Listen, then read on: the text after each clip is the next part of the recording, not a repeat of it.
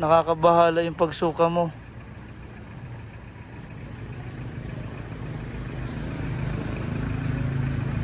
Sinong kasama ng mga bata sa bahay?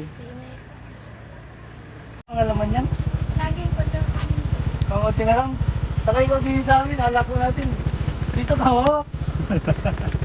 Kaya naiyak din nga po sa mga bata maliliit pa. Salamat po sa mga sponsor. Salamat.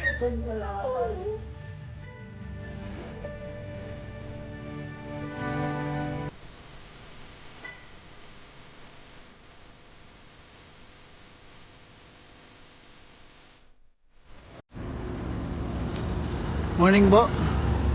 Team Don't Scare. Nandito ho ulit kami sa may hospital. Maaga ho kami pumunta dito para ibalik si Ate Shasha. Dahil nagkaroon po siya mga sintomas na experience niya. Nagsuka siya, nanlalabo po yung paningin, kaya minabuti naming dalhin agad dito sa hospital ngayong umaga para masabi po sa doktor, dahil isa po yun sa mga delikado yung sumuka siya.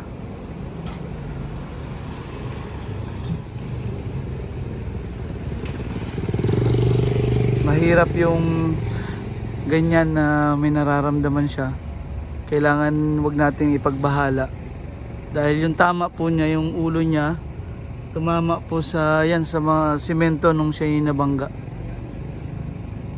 Direct hit po yung ulo niya. Pagka bangga sa kanya, nawala na siya ng malay, pumalo na yung ulo sa mismong simento po.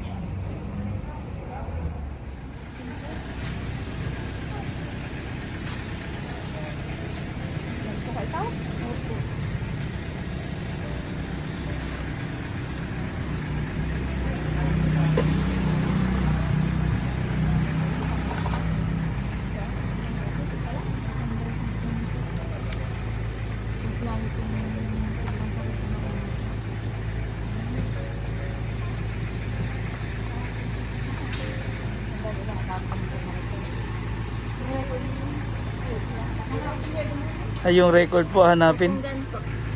Sa punggan. Sa punggan. Ngayon bang umaga naglabo ulit ng paningin mo? Pagkagising? Nganinang umaga paggising mo? Nalabo rin po. Pero ang ano niyan, nung karoon lang ng aksidente, saka ganyan yung nararamdaman mo. Pero nung hindi ka pa na aksidente, Wala naman po. wala ka pang panlalabo, ganyan. Kinuha na po yung papers ni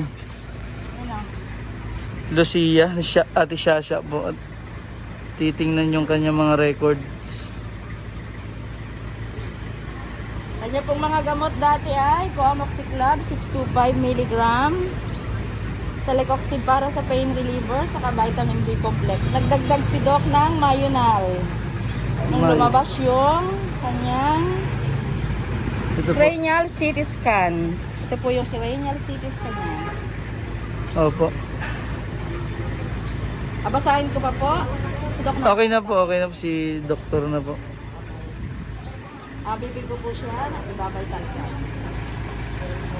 Wait lang. Nagsuka kayo? Ano sinuka mo? Yung kinain ko dito. Hindi yung gamot, sa lasa ng gamot. Yung gamot ko. Nadual ka sa gamot. Hindi naman po nung nakainom ko kayo. Nagsumaga pa isang oras na suka ko. Hindi sumakit ang ulo mo before na nagsumaga?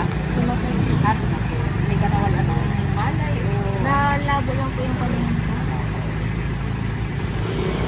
Tanong natin sa Dok kung... Pero nagdadaang araw, walang masakit sa iyo, hindi ka sakit ang ulo, yung ilang araw na galing mo dito sa amin.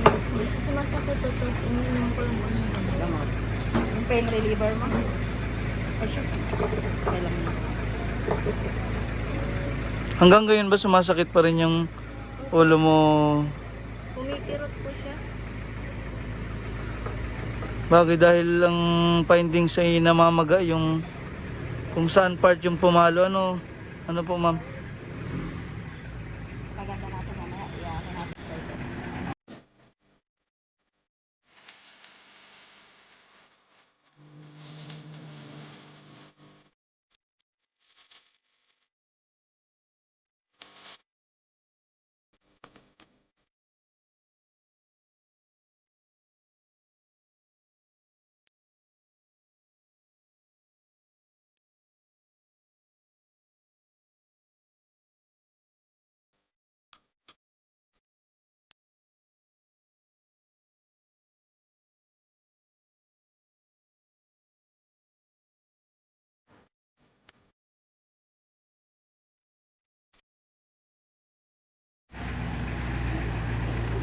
Ilan po ang BP niya ngayon ma'am? Ay, 100/70, 36.1.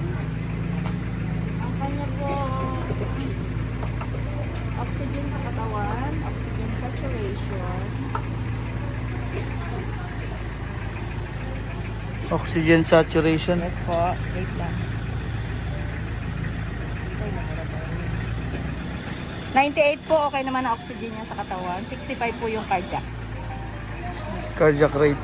CR. Hintayin lang po ninyo si Doc para... Siya na pong papasok sa hospital o dito na lang po sa loob siya? Ah, siya na po. Kahapon ay doon ka rin, sa araw doon ka rin pinag- Sige po, siya na lang po papasok doon. Tatawagin na lang po, maya-maya, may Oo. Dito na lang kami muna. Upo lang po muna. At tawagin na lang po si Ate Shasha doon sa loob. Hindi na po tayo pwedeng pumasok doon. At yun ay medyo delikado dahil may pandemic pa po ngayon. Kaya iwas-iwas muna tayo sa mga... Buti dito nasa labas lang po kasi yung reception nila ngayon dito sa labas ng hospital. Para safe po yung mga... Nakaka-circulate po yung hangin. Kumain ka na ba na ngayon?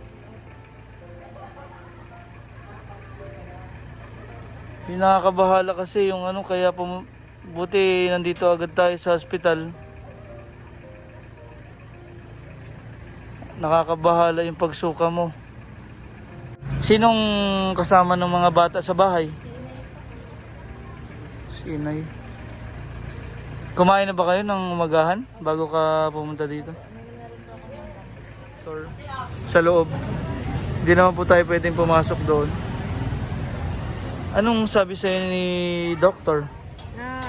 Siguro sa pagkaalog daw po ng ulo ko, kaya po sobrang sakit dapat nahihilo. Tapos Dahil yun din yung cause ng pagsusuka mo nung isang beses. Opo. Tapos po binigyan niya po ako sa paghihilo po ng gamot po, naresetahan niya po ulit ako. Tapos sa pananakit daw po ng sobra. Ang binigay sa iyo ay para sa Paghihilo po. pag nahilo ka, Opo. 3 times a day po siya. 3 beses. Tapos itong iba, Sobrang pananakit po ng ulo. sinabi mo rin sa kanya na nagalabo yung paningin mo. Opo. Siguro daw po yung pagkaalog daw po nung pagkabagsak ko daw po. Ay di diretso na pagbili mo nitong bagong gamot yun, Opo. Bagong gamot ito mama na nireseta ni Doc. Para sakit ng ulo. Yung Opo. Analgesic, sa kapag na oras para sa sakit. Opo. Sakit ang ulo. Yung Sinarisin 25, 1 tablet 3 times a day para sa hilo. Kung sa'yo nahihilo ka, Opo. Yun ang kanyang bagong. Kaya delikado po siya mag-isa lagi, kailangan may kasama siya. Mga ilang linggo po kayang pahinga, hindi natin natanong kay Doc, kung observation pa rin po. Lagay naman dito kung ilan. Katulad niyan, 10. Obserbahan mo hanggang 1 week. Kung hindi mo talaga kaya, ay Pahinga pa. ipa-check up ulit at kung kailangan, iyanin mo lang yung interval ng pagpapahinga mo. Kung ikaw ay pag nakapahinga, ay kung hindi ka nalulula, kung hindi nasakit ang ulo mo. Tapos kung halimbawa ay nalulula ka at dumali ka dito. Okay? Kailangan na ipahinga talaga. Huwag mo nang mag-aalis, no? sa kanilang bahay. Sige po, at bibili na po ng gamot.